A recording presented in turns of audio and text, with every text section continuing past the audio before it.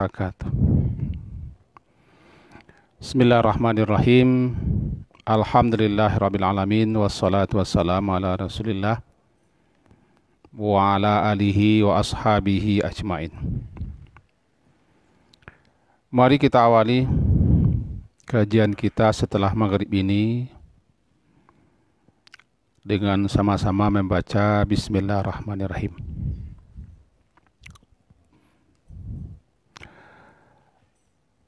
Beberapa orang mengirim pesan agar dijelaskan secara ringkas setentangan makna-makna yang terdapat dalam doa kunut.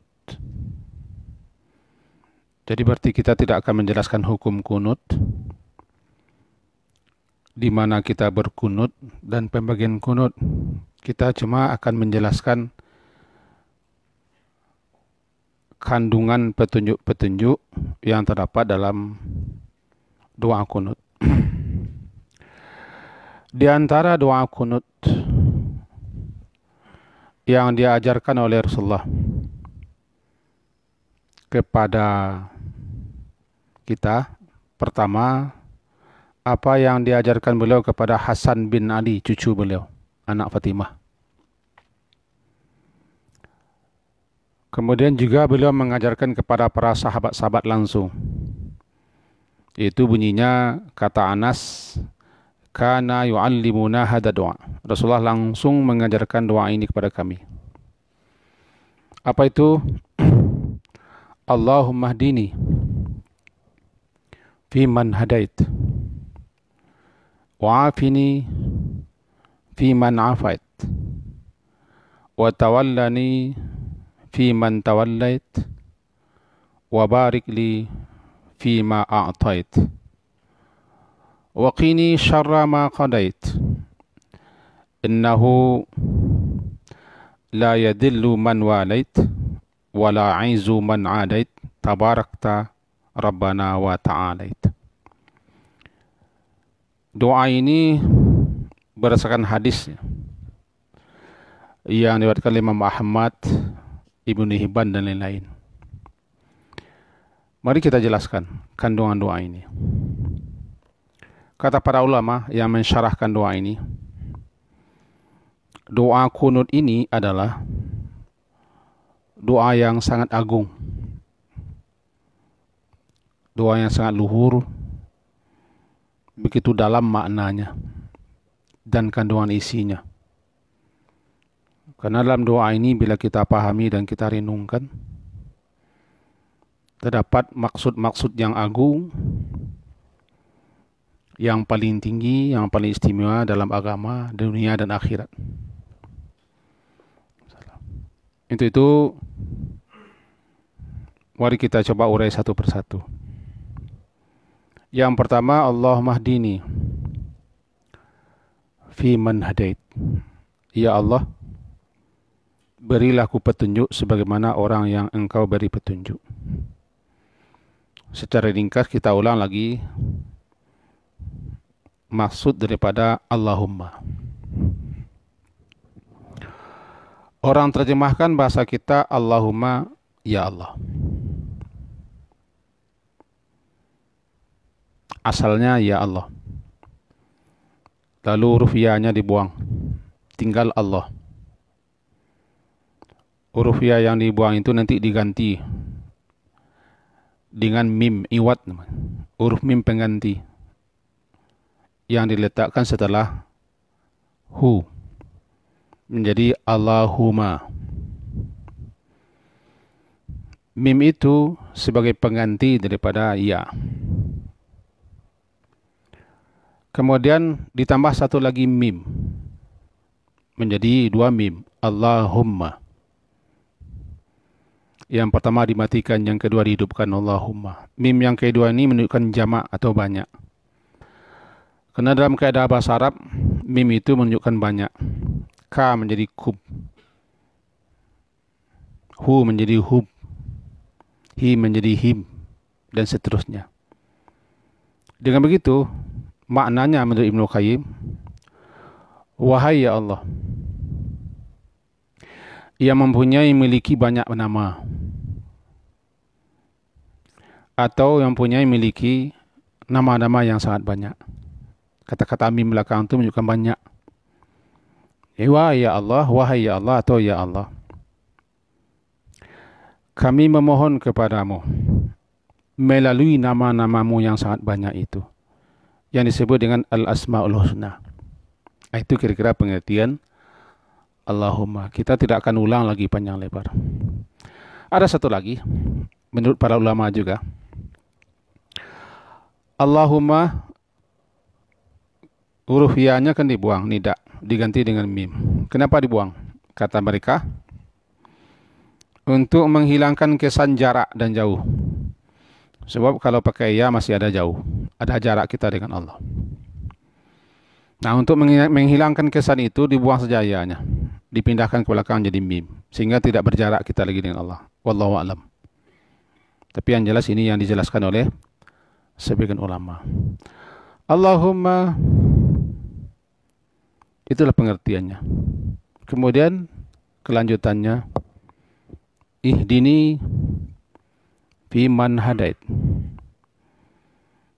Berilah aku petunjuk sebagaimana orang-orang yang engkau beri petunjuk. Allahumma hdini fi man hadaita. Permohonan kepada Allah agar Allah menganugerahkan petunjuk atau hidayah yang sempurna, yang bermanfaat, mencakup kepada petunjuk yang dua, hidayah dua. Nanti dibagi pula macam-macamnya. Sekarang kita dua doh, secara umum dua. Pertama, hidayah berupa dilalah dan irsyad. Yang kedua, hidayah berupa taufik, sadat dan sabat. Hidayah berupa dilalah dan irsyad. Dilalah petunjuk, irsyad bimbingan atau tuntunan. Apa maknanya? Petunjuk agar seseorang atau kita mengerti yang hak, mengetahui kebenaran. Namanya dilalah wa irsyad. Petunjuk agar kita atau siapa saja mengetahui kebenaran, mengilmui kebenaran. Mana yang lurus, mana yang tidak. Mana yang hak, mana yang betul. Namanya dilalah dan irsyad. Petunjuk dan bimbingan.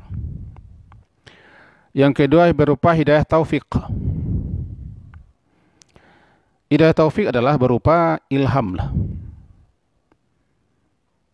Ilham dalam hati manusia untuk mengikuti jalan yang benar. Dan berupa kelapangan dalam dada untuk menerima kebenaran serta memilikinya. Namanya taufik. Suatu petunjuk berupa ilham dalam hati manusia, sehingga manusia kalau sudah diberi itu, dia mengikuti kebenaran. Dadanya jadi lapang, dan dia mau menerima kebenaran, mengikuti kebenaran, dan mau memiliki kebenaran. Namanya hidayah taufik. Menjadi mantap dan kokoh dalam hati. Istilahnya terbukanya hati untuk menerima kebenaran. Ini hanyalah kepada Allah dimohonkan. Dalam hal ini kita minta Allahumma hdini, ya Allah tunjukilah aku baik petunjuk berupa dilalah dan irsyad, ataupun petunjuk berupa taufik dan sadat, taufik wa sabat. Tuntunan bimbingan pertama untuk mengetahui kebenaran. Yang kedua, petunjuk agar kita terbukanya hati menerima kebenaran, mengikuti kebenaran. Kedua-duanya itu yang diminta. Maka apabila kita atau siapa saja membaca doa ini, hendaknya itu ada di pikirannya. Paham dia, ketika itu dia sedang minta dua hal itu. Petunjuk secara umum dan petunjuk khusus. Allah mahdini fi man hadait. Fi man hadait. Ada orang menerjemahkan fi man hadait itu sebagaimana yang kita terjemahkan tadi, sebagaimana orang yang engkau beri petunjuk. Fi man hadait. Kalau secara harfiah maknanya fi pada orang yang, pada golongan orang yang engkau beri petunjuk. Ini ada sekian makna. Pertamalah, fi man hadait itu minta kepada Allah agar kita diberi petunjuk. Sebagaimana orang yang diberi petunjuk, yakni minta petunjuk kepada Allah agar kita dimasukkan ke dalam kelompok orang-orang yang telah diberi petunjuk. Nah, fi jumlatil mahdiyin, kepada kelompok golongan orang yang telah diberi petunjuk. Doa Nabi pernah itu kepada salah seorang sahabat namanya Abu Salamah, ketika Abu Salamah wafat. Lalu Nabi mengatupkan matanya, kata Nabi di antara doa beliau, warfa darajatahu fil mahdiin. Angkat derajatnya Allah ke dalam kelompok orang-orang yang telah engkau beri petunjuk. Maka jadilah makna Allahumma hdini fi man hadait. Ya Allah, tunjukilah aku sebagaimana orang yang telah engkau beri petunjuk, itu masukkanlah aku ke dalam kelompok dan golongan orang-orang yang telah engkau beri petunjuk. Ayat menyatakan ulaika ma'alladina an'amallahu alaihim minan nabiyyin was-siddiqin wasyuhada wasalin wa husna ulaika rafiqa. Surah An-Nisa itu. Orang-orang ini yang telah Allah beri petunjuk. Faulaika ma'alladina an'amallahu alaihim, yang telah Allah beri nikmat hidayah berupa petunjuk, itu adalah kelompok para nabi, para siddiqin, para syuhada, para salihin. Sebagaimana tercantum dalam surah An-Nisa ayat ke-69. Itu makna yang pertama, fiman hadaita. Yakni maksudnya, tunjukilah aku dan masukkanlah aku kepada kelompok orang-orang yang telah engkau beri dan mendapatkan petunjuk. Yakni para nabi, kelompok para nabi, para siddiqin, para syuhada dan para salihin dan lain-lain sebagainya. Itu makna pertama. Yang kedua maknanya itu Allah mahdini fiman hadait. Ya Allah, tunjukilah aku karena engkau telah menunjuki para hamba-hambamu yang sangat banyak sekali. Lantaran karuniamu, rahmatmu, kebajikanmu kepada mereka, maka beri pula lah aku petunjuk hidayah itu. Lantaran engkau juga telah beri petunjuk sekian banyak hamba-hambamu. Jadikan aku salah satu daripada mereka. Fiman hadait. Beri pula aku nikmat anugerah petunjuk itu, sebagaimana engkau juga telah beri nikmat anugerah petunjuk kepada hamba-hambamu yang banyak sekali. Maka jadilah maknanya, Allahumma hdini fiman hadait. Ya Allah, tunjukilah aku lantaran engkau juga telah menunjuki sekian banyak hamba-hambamu, dan jadikan aku salah satu daripada orang yang engkau tunjuki itu. Makna kedua. Makna ketiga, yaitu siapa saja yang telah Allah beri petunjuk, itu bukan lantaran usaha mereka, bukan kesungguhan mereka, bukan kepintaran mereka, bukan kehebatan mereka, dan bukan berasal dari diri mereka. Itu hanyalah daripada Allah. Lantaran petunjuk itu semata-mata darimu ya Allah. Dan siapapun yang mendapat petunjuk, itu adalah lantaran rahmatmu kepada mereka. Untuk itu, mohon pula aku ditunjuki. Karena engkau sematalah yang memberikan petunjuk, bukan lantaran usaha manusia. Pilihlah aku termasuk orang yang diberi petunjuk itu. Ini tiga ini. Maka jadilah maknanya, Allahumma hdini. Ya Allah, tunjukilah aku. Pertama, yakni masukkanlah aku kepada kelompok dan golongan orang yang telah diberi petunjuk. Yang kedua, ya Allah, berilah aku petunjuk lantaran engkau telah menunjuki para hamba-hambamu. Maka beri pula aku petunjuk sebagaimana engkau telah beri petunjuk hamba-hambamu itu. Allahumma hdini, ya Allah, tunjukilah aku. Di mana petunjuk itu hanya langsung daripadamu, bukan kepintaran, bukan kehebatan, bukan usaha manusia, semata-mata kurniamu saja. Karena petunjuk itu semata-mata kurniamu saja, tunjukilah aku. Ini makna hadaita, fi man hadaita. Allahumma hdini fi man hadaita. Yang kedua, wa'afini fi man afait. Ya Allah, afini, berilah aku afiat, afiatkanlah aku, selamatkanlah aku, sebagaimana engkau telah memberi keselamatan kepada orang-orang, atau sebagaimana engkau telah berikan keselamatan itu kepada siapa saja engkau kehendaki. Afiat, afiah. Apa itu afiah? Kita sudah beberapa kali menjelaskan tentang afiah. Bisa diterjemahkan afiah itu selamat, salamah. Karena makna asal daripada afiah itu adalah keamanan yang Allah beri kepada seseorang sehingga dirinya terpelihara, terjaga, terlindungi, selamat, terlepas, terjauh, terhindar dari segala sesuatunya yang akan mendatangkan mudarat, kejelekan, keburukan kepada diri orang itu. Namanya afiat. Lalu orang terjemahkan saja kepada bahasa kita dengan selamat. Sebab siapa yang selamat pasti orang yang telah Allah lindungi. Allah pelihara, Allah jaga. Allah beri keamanan. Sehingga dia terjauh, terhindar, tersingkir, dan tidak disentuh oleh kejelekan, keburukan, kemudaratan. Namanya afiat.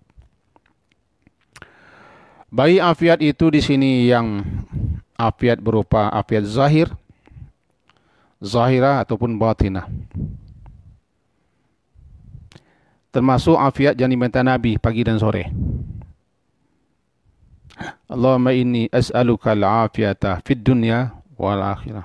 Afiat dunia, afiat di akhirat. Afiat dalam agama, afiat dalam dunia. Afiat dalam keluarga, afiat dalam harta. Itu keselamatan, penjagaan, pemeliharaan yang Allah beri. Dan itulah anugerah Allah yang tertinggi setelah yakin atau taufik tadi. Anugerah yang tertinggi adalah hidayah. Terbukanya hati untuk menerima kebenaran. Sehingga hati itu beriman. Puncaknya yakin. Di bawah itu afiat. Di bawah itu afiat. Maka mananya, ya Allah, anugerahilah aku afiat, keselamatan. Baik dunia ataupun akhirat. Baik afiat dalam agama. Apa itu afiat dalam agama? Agama kita itu jelas dasarnya. Tidak bercampur dengan keyakinan-keyakinan, paham-paham yang tidak benar. Tiba di akidah, akidahnya salimah. Tiba di ibadah, ibadahnya sunnah. Tiba di muamalah, muamalahnya karimah, mulia. Nah, ini menjadi pegangan kita, menjadi dasar pondok kita. Pilar kita, 3 pilar utama itu adalah akidah salimah, ibadah sunnah, muamalah atau akhlaknya karimah. Jadi bagaimana afiat dalam beragama? Akidahnya selamat, ibadahnya sesuai sunnah, bermuamalahnya amalah yang mulia sesuai dengan adab Islami. Ini namanya afiat dalam agama. Afiat dalam dunia juga begitu. Agar kehidupan dunia kita jangan sampai berkelok mencong, tidak terarah, tidak jelas maksud tujuan kita hidup ini. Selamat kita daripada tipu daya setan dan huru-hara dunia, serta segala macam pernak-pernik hiasan hidup dunia yang fana ini, yang menipu, yang memperdaya ini. Namanya afiat dalam dunia. Begitu juga afiat dalam keluarga dan afiat dalam harta. Harta kita itu jangan sampai bercampur dengan harta yang tidak halal, yang tidak benar, tidak jelas juga sumbernya dan seterusnya. Termasuk juga afiat yang lahiriah dan yang batiniah. Semuanya adalah umum sifatnya. Allahumma ya Allah afini. Beri aku afiat atau afiatkanlah aku. Sebagaimana engkau juga telah memberikan afiat itu kepada siapa saja yang kau kehendaki. Sebab siapa yang telah Allah beri afiat, selamatlah dia. Bisa dikembalikan kepada yang tiga di atas. Yakni, afiatkanlah aku sebagaimana engkau telah beri afiat kepada siapa yang kau kehendaki, yakni masukkanlah aku kepada kelompok golongan orang yang telah engkau beri afiat. Karena engkau saja yang memberikan afiat itu,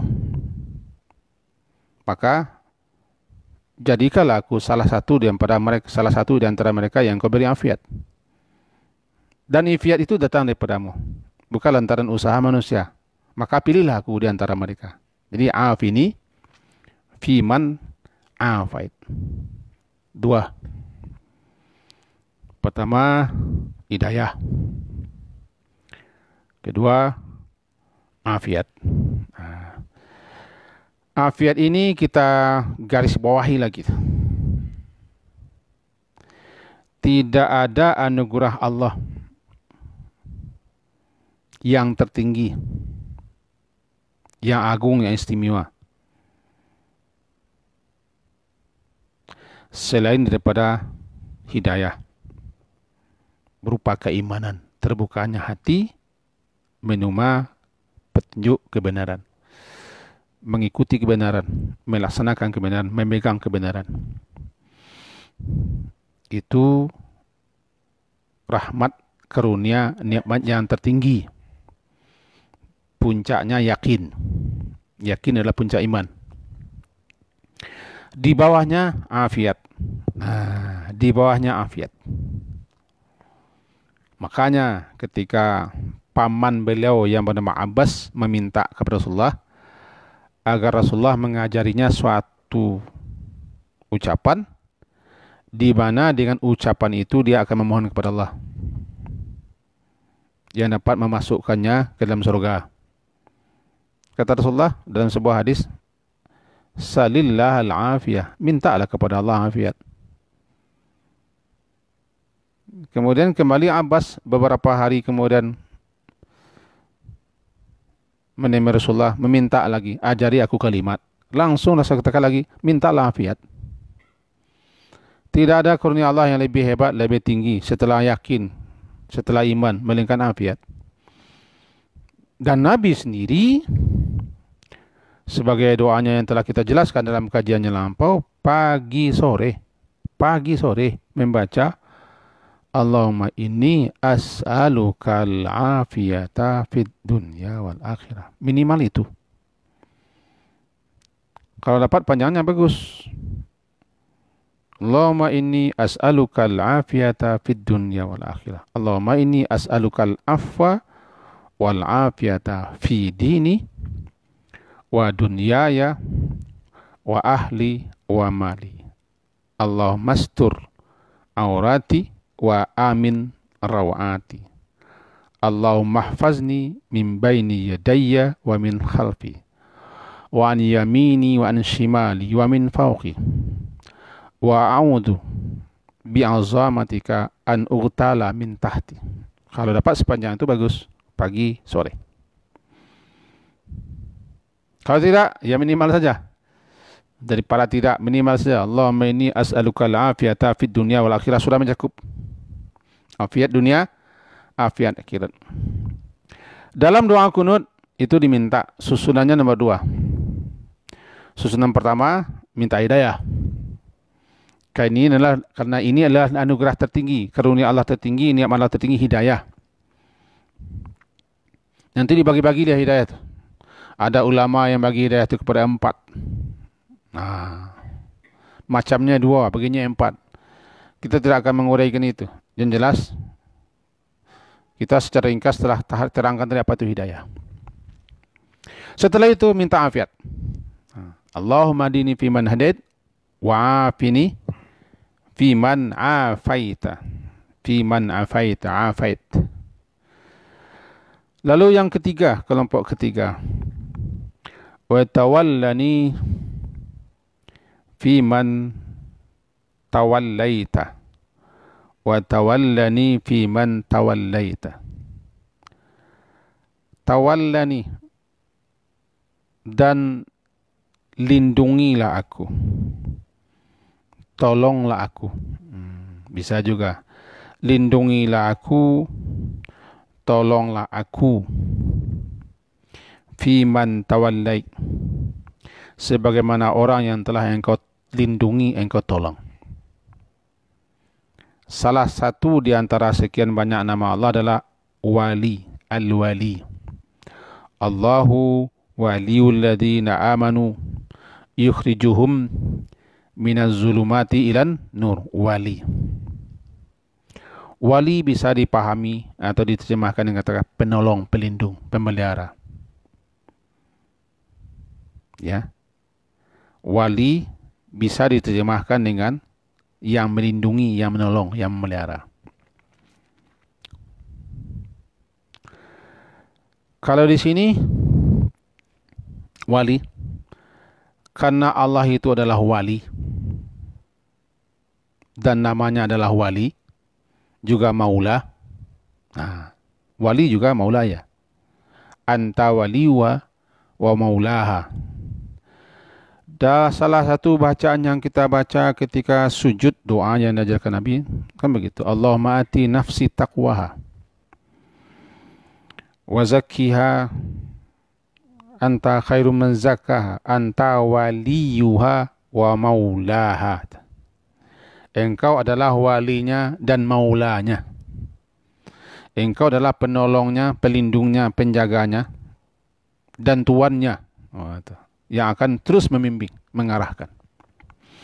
Karena Allah tu wali dan maula. Nah, kita minta di sini, ya Allah, lindungilah aku. Jagalah aku, peliharalah aku. Sebagaimana engkau telah menjaga, telah memelihara, telah melindungi orang-orang yang telah engkau lindungi, orang-orang yang telah engkau jaga, orang-orang yang telah engkau pelihara, dan orang-orang yang telah engkau bimbing dalam penjagaan dan pemeliharaanmu. Tawallani fiman tawallait. Siapa yang akan dilindungi Allah? Siapa yang akan menjadi wali Allah? Sudah jelas, wali Allah itu adalah orang-orang yang beriman. Dan orang-orang yang beriman itu walinya adalah Allah. Allah akan melindungi, akan menjaga, akan memelihara, akan menolong, akan membantu orang-orang yang beriman. Wali di sini bukan dalam pengertian wali yang dikhayalkan atau yang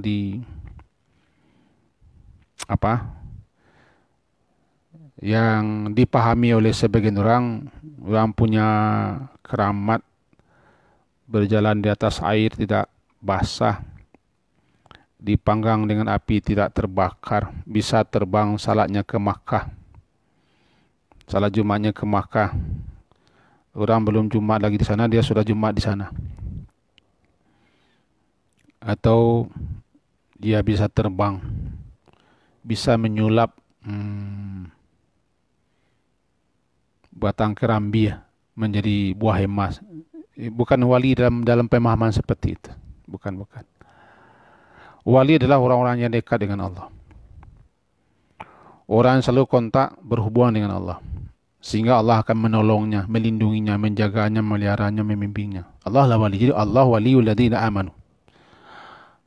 Sementara orang kafir itu walinya setan. Jadi ada wali Allah, ada wali setan. Yang kita minta di sini, ya Allah, karena engkau itu adalah wali dan maula, engkau adalah pelindung pemelihara, penjaga, pembantu dan pembimbing, maka masukkanlah aku kepada orang atau kelompok orang yang engkau lindungi, engkau pelihara, engkau jaga, engkau bimbing. Bagaimana supaya kita masuk ke situ? Beriman kita, bermasalah kita. Teruslah dekatkan diri kepada Allah. Bertakarub kepada Allah dengan berbagai macam amal-amal yang Allah ridai. Terus perbanyak amal saleh. Permantap ilmu. Banyak-banyak berbuat kebajikan. Dan banyak-banyak melakukan apa yang akan mendatangkan cinta Allah. Karena Allah sudah cinta, sudah sayang, pasti Allah itu menjadi wali kita. Dan rajin meminta perlindungan kepada Allah agar kita dilindunginya. Wa tawallani fi man tawallait. Lalu kemudian wa barik li fima a'tait.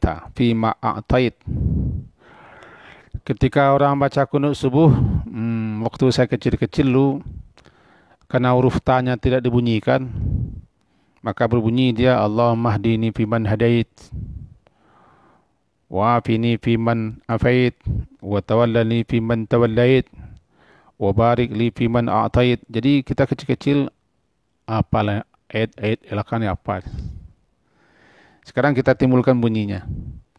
Allahumma hdini fiman hadaita. Kita munculkan hurufnya. Wa afini fiman afaita. Wa tawallani fiman tawallaita. Wa barik li fima a'taita. Tapi kalau berhenti, ya berhenti bunyinya. Allahumma hdini fiman hadait, wa afini fiman afait, wa tawallani fiman tawallait, wa barik li fima a'tait. Fima a'taita. Berkahilah, berilah berkah apa yang engkau berikan kepadaku. Barikli, berilah berkah atau berkahilah untukku pada apa saja yang a'taita, yang telah engkau berikan kepadaku. Apa itu berkah? Secara kebahasaan berkah itu adalah an-nama, tumbuh, berkembang dan bertambah. Juga al-khairul katsir, kebajikan yang banyak. Juga maknanya as-sabit, mantap, kokoh. Kemudian juga maknanya berguna, manfaat dan berfaedah. Kalau begitu, kita minta kepada Allah adalah apa saja yang Allah anugerahkan, Allah berikan kepada kita agar diberkahi. Kayak mananya umum, ma a'taita, ma apa saja. Umum itu. Minta, memohon kepada Allah agar apa saja yang Allah karuniakan, Allah berikan kepada kita, ilmu kah, harta kah, umur kah, keluarga kah, keturunan kah, tempat tinggal kah, dan segala macamnya. Yani ma a'taita, apa saja. Pada apa saja yang engkau berikan kepadaku, ya Allah, berkatilah. Apa berkah? Itu tadi. Terus tumbuh, berkembang dan bertambah. Ada kebajikan, manfaat dan faedahnya. Mantap. Selamat. Jangan sampai apa yang kau berikan kepadaku membuat celaka dan bahaya. Rezeki yang berkah berarti rezeki yang berfaedah, yang panjang berguna. Pencaharian berkah, rumah yang berkah, keluarga yang berkah, segala macamnya. Kita minta semuanya itu baik semuanya. Al-khair khatir. Kebaikannya banyak, mantap, berfaedah, berguna, bermanfaat, dan terus berkembang dan bertambah. Namanya berkah. Tetapi perlu dicatat, berkah itu bukan di banyak. Yang banyak belum tentu berkah. Kadang-kadang berkah itu yang sedikit. Sehingga Nabi suruh nasi yang tercecer terpilih. Mana tahu di situ ada berkahnya. Makanan sisa-sisanya jilatlah. Jilat ujung jari. Barangkali situ ada berkahnya. Jilat itu bukan seperti menjilat. Itu latan, alaton namanya. Itu lain pula kan masalah. Ujung-ujung jari. Bisa jadi di butiran nasi yang tercecer itu udah berkah. Ambillah. Kalau kotor, buang yang kotornya. Sebab keberkahan itu tidak identik dengan banyak. Dan belum tentu yang banyak itu berkah. Bisa jadi yang sedikit yang berkah. Kalau disyukuri. Barik dia. Ya Allah, berkailah untukku. Berkailah untukku. Atau beri berkahlah kepadaku. Pada apa saja yang telah engkau berikan kepadaku. Wa barik li fi ma a'taita. Sudah berapa ongkoknya tuh? Petunjuk, afiat, pertolongan, bantuan, dan berkah. Masih ada waktu. Masih ada waktu sedikit lagi. Waqini syarra ma qadaita. Qini. Qi itu asal katanya waqa. Waw, qaf dan ya. Waqa, yaqi, wiqayah. Apa itu wiqayah? Nah, saya jelaskan sedikit wiqayah. Wiqayah itu pemelihara. Pemelihara perisai, tameng, penghalang antara kita dengan satu. Misalnya, saya letakkan sesuatu di depan saya agar saya terjaga, terlindungi, terpelihara daripada bahaya. Maka sesuatu itu namanya wikayah. Wikayah. Pemelihara. Baju ini bisa dikatakan wikayah. Pemelihara badan kita daripada kedinginan dan kepanasan. Sendal, alas kaki bisa dikatakan wikayah. Pemelihara penjaga kaki kita supaya jangan kena tusuk duri atau benda tajam. Peci juga bisa dikatakan wikayah. Nah, wikayah itu dua. Ada yang isi, ada yang maknawi. Ada yang bisa diindra, ada yang tidak bisa diindra. Wikayah. Takwa asalnya wikayah. Asal takwa adalah wikayah. Kan? Jadi orang yang bertakwa adalah orang yang mendapat wikayah. Atau orang yang minta wikayah. Atau orang yang berusaha agar dia terpelihara, terjaga. Nah, sekarang begini. Waqini. Dalam doa-doa kita baca waqina ada benar. Doa yang paling populer doa sepuluh jagat. Rabbana atina fid dunya hasanah wa fil akhirati hasanah wa qina. Qi itu kan amar. Qi amar. Ada orang agak panjang bacanya rasanya salah tuh. Wa qina. Sebenarnya enggak pakai. Kan qi. Kan ada kaedahnya. Asal kata waqa. Peliharalah kami daripada neraka. Bagaimana? Agar kita jangan masuk api neraka, harus ada pemelihara. Tameng perisai. Apa pemelihara itu adalah takwa. Takwa adalah pemelihara orang daripada api neraka. Apa takwa? Takwa itu adalah melaksanakan perintah, menghentikan Allah. Dengan melaksanakan perintah, menghentikan Allah, orang itu tertamengi, terperisai, terpelihara, terjaga dari neraka. Nah, kita kembalikan ke sini. Waqini, peliharalah aku. Peliharalah aku. Dari apa? Daripada syarra. Daripada syarra. Keburukan, kejahatan. Kejelekan. Rasa terang. Syarra, kejahatan. Kejahatan apa saja yang telah engkau tetapkan, engkau putuskan.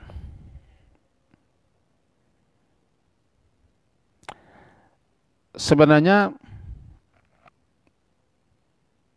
kalau keburukan, kejelekan tidak ada terdapat dalam keputusan Allah. Semua keputusan Allah, semua ketetapan Allah baik semua. Tidak ada yang jelek, tidak ada yang buruk. Semuanya bagus. Semuanya baik. Jadi keputusan itu sendiri adalah baik. Ketetapan Allah adalah baik, tidak jelek. Cuma masalahnya nanti bagi orang yang mengalami atau mendapatkan ketetapan keputusan seperti itu, kadang baginya buruk gitu. Kan? Kadang baginya buruk, sakit. Ditetapkan sakit itu iya. Ketetapannya tidak buruk. Ketetapannya tidak jelek. Tapi ketika seorang mengalaminya jadi jelek dah. Nah, nanti subuh nanti akan kita uraikan lagi panjang lebar tentang makna daripada ma qadaita. Sekarang orang sudah azan. Jadi kita jemput kaji ini lagi ketika insyaallah ya pada subuh besok. Itu waqini syarra ma qadait. Berarti 3 saja yang kita pahami. Itu hidayah, afiat, dan wilayah, perlindungan daripada Allah Subhanahu wa taala. Sekian yang bisa kita sampaikan, semoga ada manfaat dan faedahnya. Waktu Isya sudah masuk. Diakhiri dengan subhanakallahumma bihamdika asyhadu an la ilaha illa anta astaghfiruka wa atubu ilaik. Wa sallallahu ala Muhammadin wa ala alihi washabbihi ajmain. Alhamdulillah. Assalamualaikum warahmatullahi